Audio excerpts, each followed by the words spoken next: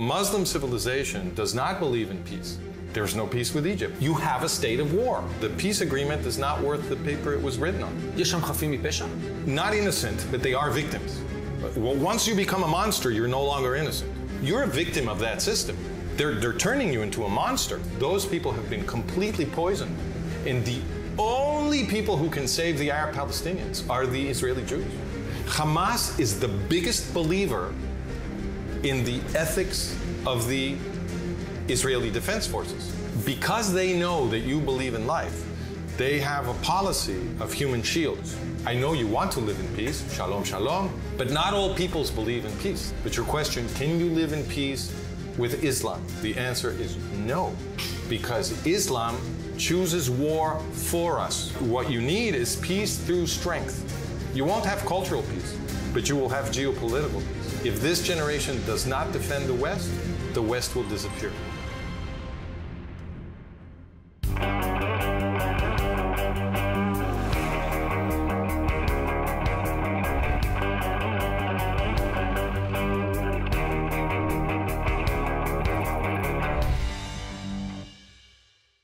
דוקטור פרנסיסקו גיל ווייט, בעל תארים מתקדמים באוניברסיטת שיקגו, באוניברסיטת UCLA, זוכה פרס ירושלים לשנת 2024 על כל המלחמה שלו באנטישמיות.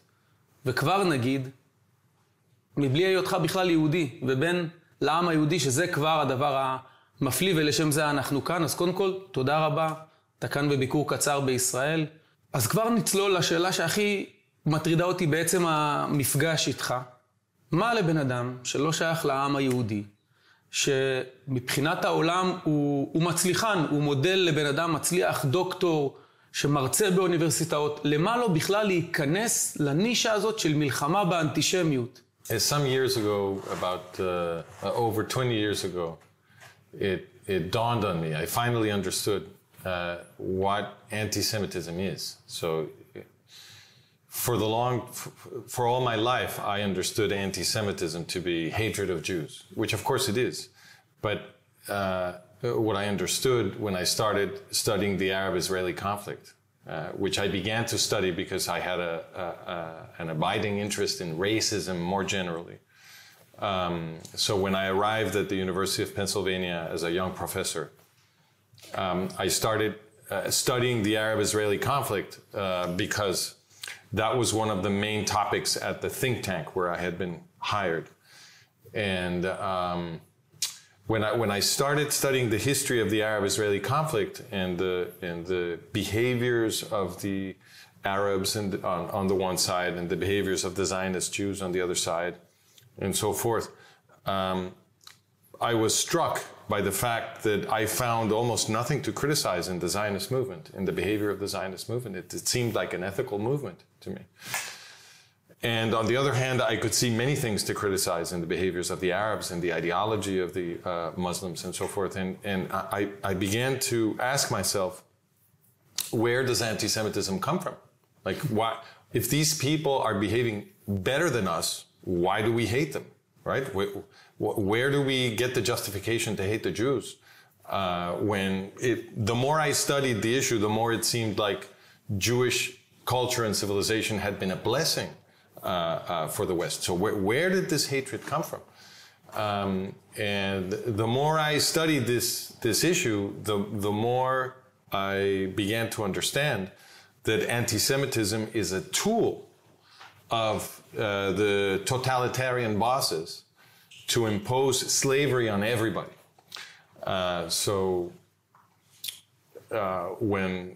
When that became clear to me, I understood that fighting anti-Semitism is not a charity to the Jews. Fighting anti-Semitism is my self-defense because the totalitarians are going to turn me into a slave. Right? So if I want to protect myself and I want to protect my family, my tribe, my nation, my country, my Western civilization, then I understood that I have to begin with the defense of the Jews because that's the strategic fight for the survival of Western civilization. My analysis of Western history has made it very clear to me that every single time that some power elite is oppressing the Jews or expelling the Jews or murdering the Jews. At the same time, what that same power elite is doing is it is enslaving all of the goyim, all of the non-Jews. So fighting against anti-Semitism is the same thing as my Western self-defense. That's how I understand it. אז מצד אחד אתה רוצה לדעת שאתה עושה את המעשה הנכון כדי להגן על עצמך, על המוסר שלך, על הבית שלך, אבל בסוף התוצאה של הדבר הזה זה שמפטרים אותך ממקום העבודה שלך. זאת אומרת, אתה הנפגע הראשון מהמחקר של עצמך. So what happened was I was at the University of Pennsylvania teaching. I started doing research on the Arab-Israeli conflict, and doing that research, I found that the founding father of the Arab-Palestinian movement, a man by the name Haj Amin al-Husseini, the former Mufti of Jerusalem, so he's the founding father of the Arab-Palestinian movement, but also the guy who organized the death camp system together with Adolf Eichmann for the German Nazis in World War II. So the founding father of the Arab-Palestinian movement is also the butcher of the Nazi butcher of the European Jews. So when I understood that, the next thing I quickly studied was, why didn't I know about this? Why was it necessary, after getting my PhD, to do my own research to find this out? Like, why wasn't this famous, right? And I found that around 1968, more or less, is the last time that anybody mentioned in mainstream academia or the mainstream media the topic of Haj Amin al-Husseini. It was submerged for decades. My understanding of ethics is if you see something that is wrong, it imposes a responsibility on you to fix it if it's within your means, right? So I'm a student of racism and ethnic conflict. That's my corner of the academic world. That's what I got my PhD in. I was working at a think tank to study ethno-political conflict. That's what the purpose of the think tank. I was there at the University of Pennsylvania to teach about the psychology of racism and ethnic conflict. So this is my job. So what I can see is that there is this gigantic gap in everybody's understanding of the Arab-Israeli conflict, because nobody is talking about Husseini. Somebody has to say it. I saw it. I have to say it. So I wrote an article where I explained the whole history of the Arab-Palestinian movement, everything that Husseini did, and then during World War II, murdering the European Jews, organizing the death camp system, recruiting thousands of Bosnian Muslims and Kosovo Muslims to giant SS divisions, Heinrich Himmler's SS divisions. He participated in Nazi propaganda. A horrible person. And when the war ends, Husseini becomes the godfather of Al-Fatah. So he mentored Yasser Arafat, he mentored Mahmoud Abbas and a few other adolescents in the 1950s, and created Al-Fatah, which later ate the PLO. It swallowed the PLO. PLO Fatah is the organization that the Oslo process then introduced into Israel, into militarily strategic territory of the Jewish state, right? So I saw this structure. I said, well, so the Jewish state was created to protect the Jews from genocide, to protect them from Nazis. And what did the American-led Oslo process do? It took the organization that had been created by Husseini, the Nazi butcher of the European Jews, right? An organization created to kill Jews, and they put it inside the Jewish state, which was created to protect the Jews from Nazi genocide. So I was like, well, this is an attack on Israel. Somebody has to explain this. So I explained it.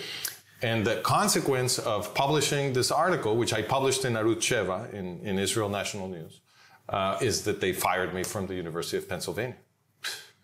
התאכזבת מהם? Yes, completely, because the understanding I had about how academia is supposed to work is that the university is supposed to be interested in truth, all kinds of truth, mathematical truth, physical truth, chemical truth, historical truth, right? So I thought, well, first of all, I expected people in my think tank, which was a think tank to study ethno-political conflict and which was especially interested in the Arab-Israeli conflict and the Oslo process, right? I expected people there to be very interested. Wait a minute, we got it wrong? PLO Fatah is the Nazis? How do we fix this? Or we have to... No. They were very upset that I was saying this. And they said to me, this is amazing. They said to me that my documentation was impeccable. Because I told them, look, when they started pressuring me and even threatening me, I said to them, if I said a lie, if I made a mistake, if I exaggerated any of this, show me the documentation that corrects what I published, and tomorrow I will retract myself in public. I have zero interest in telling lies. Why would I do that? And they said, no, your documentation is impeccable, but you can't say this. And if you insist on saying this, you have to get yourself another job. אז עד כאן מעבר לים. אבל לך יצא לעשות משהו שלא יצא לצערי לרובנו בארץ הזאת, ואני אומר את זה לבושתי, לחקור את הסכסוך הישראלי, ערבי, יהודי ערבי אפילו הייתי אומר. אתה חקרת את זה, רבים מאזרחי המדינה הזאת לא עשו את זה, ואנחנו ממשיכים להאמין בשלום, לקוות לשלום, אבל למעשה אתה אומר שיש לדבר הזה גם שורשים ממש אנטישמים, ואפילו הייתי אומר, ראיתי את זה בעיניים שלי, נאצים. יש בכלל סיכוי לעם היהודי בארץ ישראל לחיות בשלום לצד העולם הערבי? So the Jewish people is a people organized around the law of Moses, that was born in a slave revolt, right? So the Israelites were the slaves of the king of Egypt, and a revolutionary leader appeared to lead them to freedom. That's Moses. And when the slave revolt succeeded and the slaves found themselves in freedom in the Sinai desert, they received a new law, which is the law of the liberated slaves. The point of the law is to organize society so that nobody will be oppressed the way they were oppressed in Egypt, right? So now you can live in peace with your brothers and sisters and in freedom. And the reason you see shalom everywhere in Jewish civilization, you greet each other and you say goodbye by saying peace, right? Is that peace is the ideal. The universal brotherhood is the ideal of Jewish civilization, which is why it has been such an important influence on Westerners, right? But not all peoples believe in peace, right? So you can have a people organized around war. And that was the case, for example, of the ancient Greco-Romans. So the ancient Greco-Romans worshipped war. They had gods of war. They went to war as a basic component of their political economic organization. It was not security. It was economics. It was politics. So they would go to war every spring so that they could steal some of the people from other cities. They would bring them back as slaves. Those they didn't kill, they would bring back as slaves. They would steal the property of other societies and their land, right? And this was considered good. It was considered worthy. They had prizes. So, for example, the Romans, the biggest decoration you could get from the Roman state was called the triumph. And if you were given a triumph, if a general gets a triumph, then he gets to dress as the god Jupiter and drive around in a chariot around the city of Rome, and people throw flowers at him and, confetti and this kind of stuff. And this highest decoration that you can get in the Roman state was not simply given to a Roman general who won battles. You had to kill more than 5,000 enemies in a single battle to get the triumph. So what they were rewarding was butchery, bloodshed. Okay, this was their value. Killing was a value for the Greco-Romans. This is why the Romans, their equivalent of going to the movies was to go to the Colosseum to watch innocent human beings be eaten alive by lions or tigers, or else they would force them to fight to the death as if it were a cockfight. And this, to the Romans, this was fun. Okay, so this was entertainment, right? So it was a psychopathic culture that believed in murder, pillaging, in war, right? But this happens. We have cultures organized like that. Islam is one of those cultures. So Islam divides the entire planet into Dar al-Islam and Dar al-Harb. Dar al-Islam means the house of Islam. That's where the Muslims are already the government. Dar al-Harb is the part of the planet where the Muslims are not yet the government. Dar al-Harb means the house of war. So the Muslim cosmology divides the entire planet into the place where Muslims already rule and where they don't. And where they don't, that's where the Muslims have to bring war. Because the entire culture of Islam is that if the infidels, as they call us, the people who have not yet converted to Islam, Islam, by the way, means submission, right? So the people who have not submitted to the Islamic system, those people must be killed if they will not convert. So Muslim civilization does not believe in peace. This is why you don't see the word peace anywhere in Gaza. Muslim civilization believes in war, and it believes in death. The leaders of Hamas, we have videos of the leaders of Hamas speaking to the Arabs in Gaza, telling them our enemies believe in life, but we believe in death. They say it explicitly, and they think that's why they're going to win, because they believe that your belief in life makes you weak. And they manipulate that, right? So because they know that you believe in life, they have a policy of human shields, right? You have to, when I speak to people who are confused about the Arab-Israeli conflict, I often talk about human shields, and what I tell them is, look, the human shields policy of Hamas cannot work. It makes no logical or tactical sense unless Hamas is convinced that the Israeli Defense Forces are ethical. Hamas is the biggest believer in the ethics of the Israeli Defense Forces.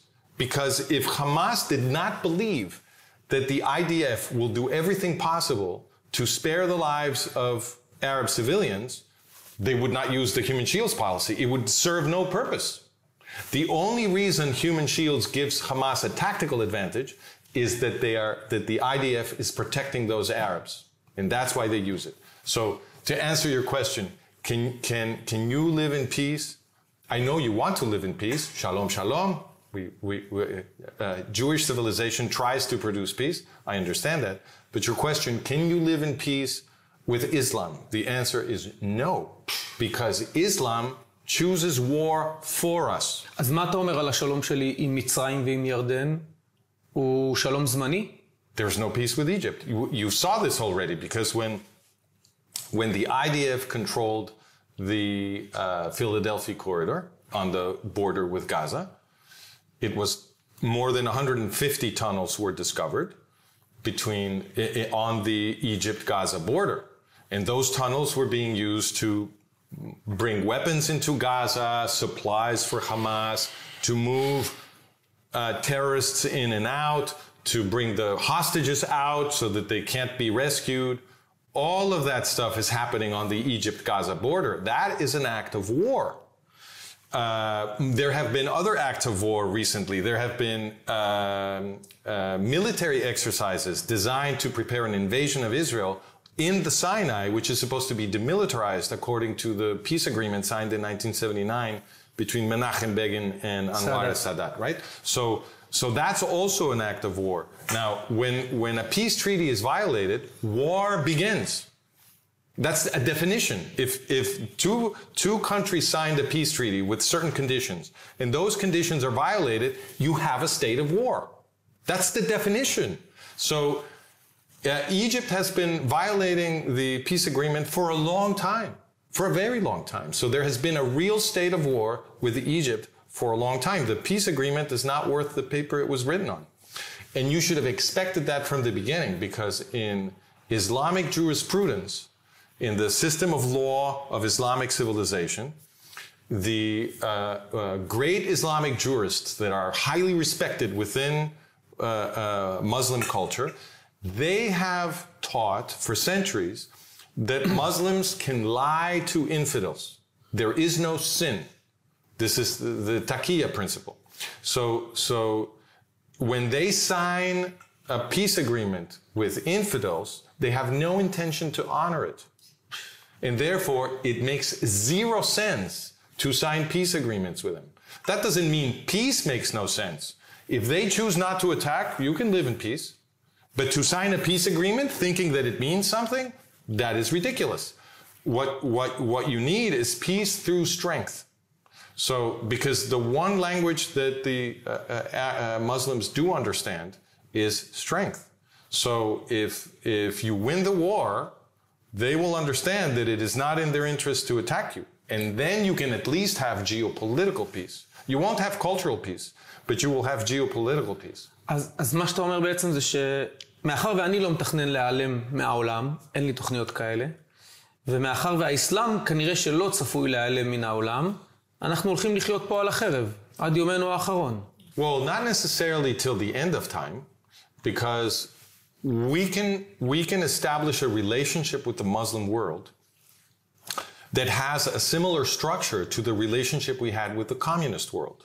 Okay? So the communist world wanted to destroy the free world. They were totalitarians, right? The Iron Curtain was the barrier that separated communist totalitarianism from the free West, right? And they wanted to make us communists, so they wanted to destroy our freedoms and our rights, right? But our relationship to the communist world was that the West was a refuge for the people who were slaves of the communists who wanted to escape slavery to become free in the West, right? So the demonstration that the Soviet world, that the communist world was a world of slavery, is that people were trying to escape it. So, for example, athletes, Soviet athletes would come to compete in the West. They had to have policemen making sure that they didn't escape, that they didn't defect, as we used to say, right? Do you know about this? You're a young person, but this was happening, okay? In the Cold War, athletes from the Soviet Union would travel to different parts of the West to compete, and it was very common that they would escape and seek asylum in the West, right? And we gave them asylum because these were escaped slaves. So we protected them. We didn't return them to the Soviet Union. In my opinion, the relationship between the West and Islam and the Islamic world should be similar to the relationship we had between the West and the communist world. So the people who are slaves of Islam, who want to escape that slavery, who want to come to the West to become Westerners, welcome. We should be a refuge for everybody who wants to escape Islam. That's not the same thing as importing jihadists. That's the opposite, right? So we shouldn't be letting jihadists in. They should be forbidden entry. And we shouldn't be allowing the jihadists to build mosques in the West. Mosques should be forbidden. Islam is an anti-Western ideology, and what they preach in mosques is the destruction of the West. It makes no sense for us to allow Islam to be practiced in the West. That makes no sense. But we should allow people who want to escape Islam to take refuge in the West. That makes perfect sense. Perfect sense. And the more people in the world of Islam see that they can escape to freedom, instead of seeing that we are helping jihadists establish a beachhead in the West, right? That's the wrong kind of relationship, right? If we create the right kind of relationship, we will be contributing to the dissolution of Islam. אבל זאת מגמה שאתה רואה שהיא הולכת לשם? כי אני רואה שהעולם המוסלמי רק הולך ומקצין. Yes, but that is because the people who run the West, the bosses in the West, they have been financing jihadism. The people who are the government in the West are not pro-Western. They are pro-jihadi. They want to destroy Western democracy. They are not our allies. To see this, all you have to do is to remember, where did the world jihad begin? World jihad, the modern post-war world jihad began in Iran in 1979, okay? Who set that movement in motion? That was the US government. Jimmy Carter removed the Shah in Iran and installed Khomeini. Carter did that. Jimmy Carter did that. And then the next president, Ronald Reagan, in a scandal that is called the Iran-Contra affair, was in secret sending billions of dollars in armament to the same Ayatollah Khomeini. Okay? So Carter removes the Shah, puts Khomeini in power, and then Reagan sends billions of dollars in weapons to Khomeini. That's how the world jihad got started. The US did it. Okay? And guess who trained and armed Khomeini's guerrillas in Lebanon in the 1970s? Who? PLO Fatah, what we now call the Palestinian Authority. Yasser Arafat and Mahmoud Abbas trained and armed Ayatollah Khomeini's guerrillas in Lebanon in the 1970s. And after the revolution triumphed, Khomeini invited Yasser Arafat and Mahmoud Abbas and their friends to Tehran, and PLO Fatah created the terrorist organizations of the new Iran. That's the organization that the US bosses, the US presidents, forced Israel to accept in militarily strategic territory of the Jewish state when they created the Oslo process.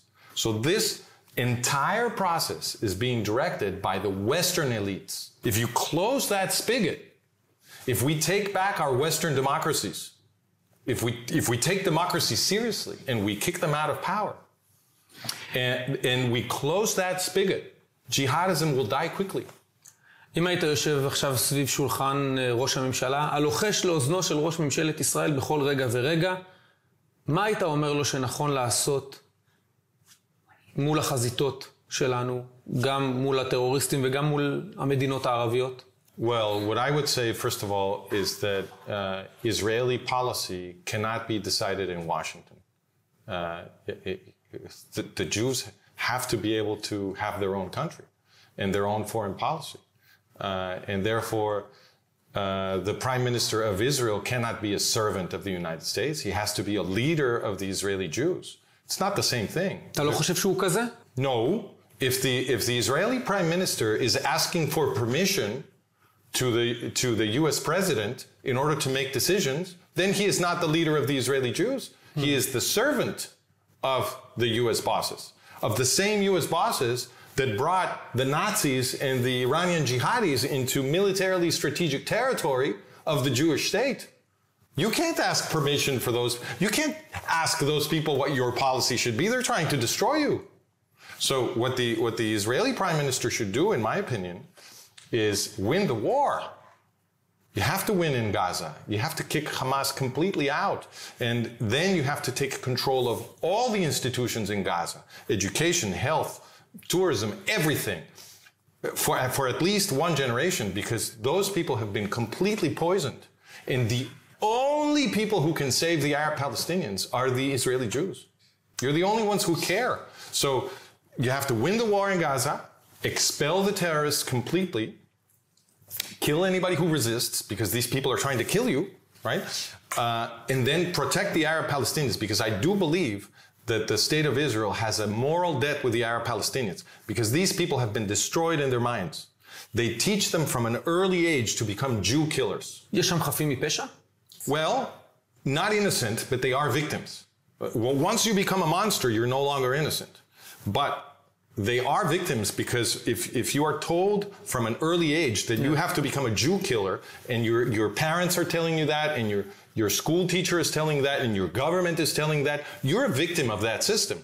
They're turning you into a monster. And the state of Israel has a responsibility there because those terrorists became the government of the Arab Palestinians because the Israeli bosses let them in. The Israeli bosses in the Oslo process, they allowed these people inside Israel to become the government of the Arab Palestinians. So the state of Israel has to kick them out, not only for the Israeli Jews, but for the Arab Palestinians. They have to kick the terrorists out. So my recommendation would be win the war in Gaza, destroy the terrorists, and protect the Arab Palestinians and the Israeli Jews by taking over all of the institutions in Gaza. And then I would say, you have to do the same in Judea and Samaria. You have to kick the so-called Palestinian Authority completely out of Israel and protect the Arab Palestinians by taking over all of their institutions, at least for a generation, because if you don't, the poison comes back in and you can't protect anyone. And then you have to win the war in Lebanon. You have to liberate Lebanon. You have to liberate Syria, allied with the Druze and with the Rojava Kurds in the north. And you have to liberate Iran. The Iranians don't want the government they have. They don't want it. So liberate Iran. If you liberate those countries, you will have secure borders. שאלה לסיום. האוניברסיטה המתוקה, החמודה הזאת שהיית בה ורק פיתרה אותך כי העזת להביע את דעתך, זה חמוד מאוד לעומת מה שמוסלמים יכולים לעשות לך, לאור מה שאתה מבטא כאן ובכלל. אתה חושש לחייך? Everybody who takes a position about defending the West and defending Israel and the Jewish people against Islam is taking a risk, obviously. So, I mean, I worry to a certain extent, but Hashem will decide. I mean, this generation, if this generation does not defend the West will disappear. And if this generation doesn't defend the West, it will fall. So, of course, there are risks, but there is also if we do nothing, there is a certainty that my nephews and nieces and children, if I produce children, they will not have a reasonable West in which to live. That's all going to be destroyed. So given that that's certain, I prefer the risk of doing my job in this generation. תודה רבה לך. גם על האומץ להגיד את הדברים, להשמיע אותם, ולהיות נאמן לאמת. הלוואי והדברים האלה יישמעו גם שם, אבל בעיקר כאן. Well, I appreciate that you're thanking me. Thank you for that. But in reality, I think all Westerners should be thanking Israelis because you are on the front lines. I mean, you were a tank commander in Gaza. I'm writing articles. Okay, so I appreciate that you're thanking me for my work, but in reality, I am supporting you. You're the ones who are really on the front lines defending Western civilization. And in the name of all Westerners who understand, I thank you. Thank you very much.